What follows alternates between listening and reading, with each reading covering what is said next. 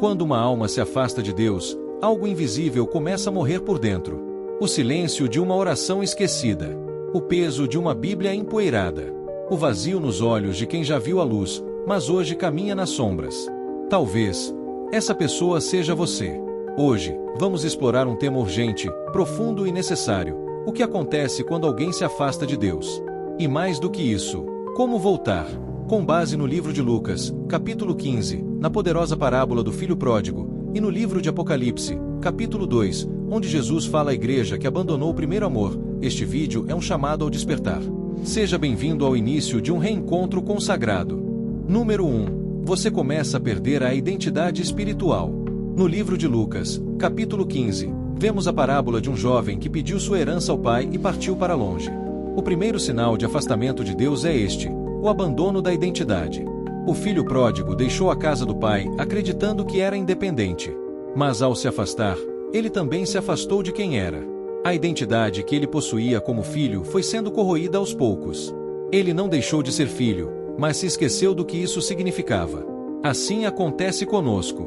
Quando deixamos de buscar a presença de Deus, deixamos de ouvir a sua voz.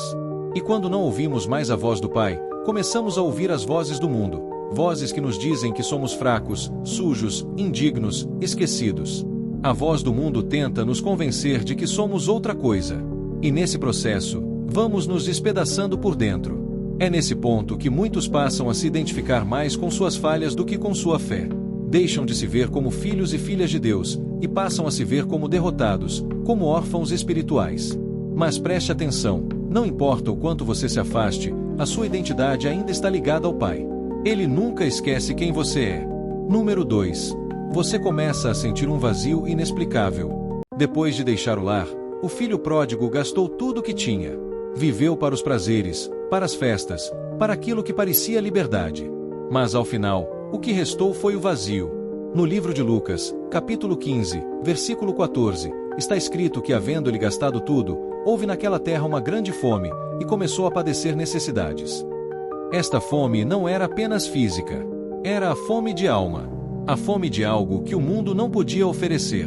Muitas pessoas que se afastam de Deus tentam preencher o vazio com relacionamentos, vícios, dinheiro ou reconhecimento. Mas nenhuma dessas coisas sacia. Porque o que falta é espiritual. O vazio que sentimos quando nos afastamos de Deus é a ausência da presença dele em nosso interior. E não há sucesso, aplauso ou prazer terreno que possa substituir isso. Esse vazio é, na verdade, uma misericórdia. É o grito da alma dizendo: volta. Deus permite o vazio para que a gente perceba que está longe. O Espírito Santo não nos abandona em silêncio. Ele sussurra: você sente falta de algo? É porque se afastou de alguém. Número 3. Você começa a aceitar o que antes repudiava. O texto diz que o filho pródigo foi trabalhar alimentando porcos, e chegou ao ponto de desejar comer a comida dos porcos. No livro de Lucas, capítulo 15, versículo 16, está escrito: e desejava encher o seu estômago com as bolotas que os porcos comiam. Você percebe a gravidade disso? Alguém que cresceu à mesa do pai, agora desejava comer com os porcos. Isso é o que acontece quando alguém se afasta de Deus, começa a aceitar aquilo que antes rejeitava. Pecados que antes causavam repulsa agora se tornam normais. Hábitos que antes eram evitados agora são defendidos. A mente se acostuma com a lama. O coração endurece. E o que antes era impensável passa a parecer justificável. O afastamento de Deus entorpece a consciência espiritual. É como estar em um lugar onde o som de Deus vai se tornando cada vez mais distante, até que tudo que se ouve são ruídos do mundo, e tudo que se vê são as sobras. Mas mesmo nessa condição, o Pai continua esperando. Mesmo quando aceitamos as migalhas do pecado, o banquete da restauração ainda está posto na casa de Deus. Número 4. Você perde a sensibilidade à presença de Deus. Em Apocalipse, capítulo 2, versículo 4, Jesus faz uma advertência à igreja de Éfeso: tenho, porém, contra ti que deixaste o teu primeiro amor. Note que ele não diz que essa igreja negou a fé, nem que abandonou as obras. Ela ainda era ativa, mas havia perdido a sensibilidade ao amor que a motivava. É assim que acontece. Quando nos afastamos de Deus, começamos a nos tornar insensíveis à presença dele. As orações viram repetições vazias. Os cultos deixam de tocar. A palavra já não queima mais por dentro. O que antes fazia chorar agora não move mais o coração. E essa insensibilidade é perigosa, porque é possível continuar dentro da igreja, mas fora da intimidade com Deus. É possível estar perto do altar e longe do coração do Pai. O afastamento de Deus não começa quando alguém sai da igreja. Começa quando a chama da presença se apaga por dentro. Quando o fogo vira brasa. Quando o amor vira rotina. Mas Jesus diz: lembra-te, pois, de onde caíste, arrepende-te e volta à prática das primeiras obras. A boa notícia é que há retorno. A sensibilidade espiritual pode ser restaurada. O Espírito Santo pode reacender o que foi apagado. Número 5. Você se isola e começa a viver na solidão espiritual. Quando o filho pródigo chegou ao fundo do poço, ele estava só. Nenhum amigo das festas apareceu.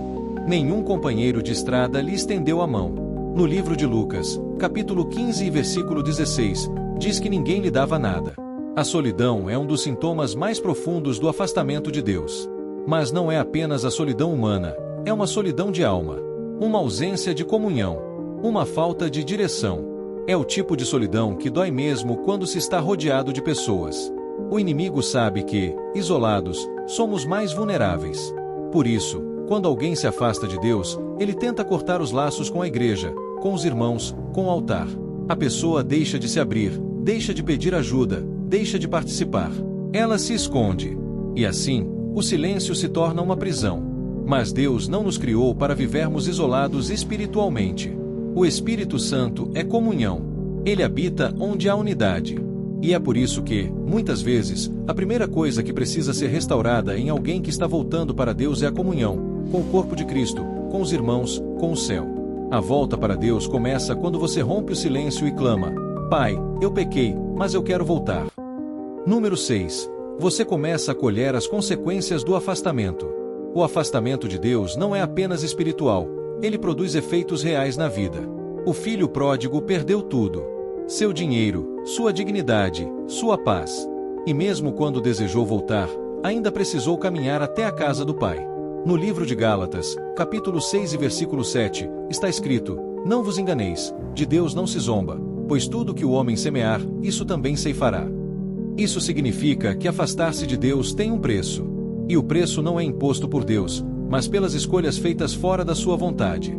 Relacionamentos quebrados, vícios instaurados, feridas emocionais, confusão mental, portas fechadas, tudo isso pode vir como consequência de uma vida longe da presença de Deus.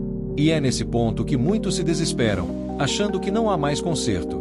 Mas ouça bem, mesmo que as consequências sejam inevitáveis, a restauração também é possível. Deus não promete apagar o passado, mas promete redimir o futuro. Ele não te impede de colher o que semeou, mas te dá novas sementes para plantar outra história. A graça de Deus não é apenas perdão, é poder para recomeçar. Mesmo ferido, mesmo sujo, mesmo marcado, se você se levantar e for até o Pai, Ele te receberá com braços abertos. Número 7. Você sente um chamado sobrenatural para voltar. Apesar de tudo, algo dentro do filho pródigo o impulsionou a se levantar. No livro de Lucas, capítulo 15 versículo 17, está escrito: Caindo, porém, em si, disse: Quantos trabalhadores de meu pai têm pão com fartura, e eu aqui morro de fome? Este é o momento da consciência espiritual. É quando o Espírito Santo rompe as barreiras da mente e da culpa e toca o coração. É quando, mesmo distante, a pessoa ouve a voz do Pai ecoando: Volta, ainda é tempo. Esse chamado sobrenatural não vem do homem. Não vem da religião. Vem de Deus. É a graça que atrai. É a misericórdia que puxa. É o amor que insiste. E talvez, neste exato momento, enquanto você ouve este vídeo, esse chamado esteja ecoando dentro de você.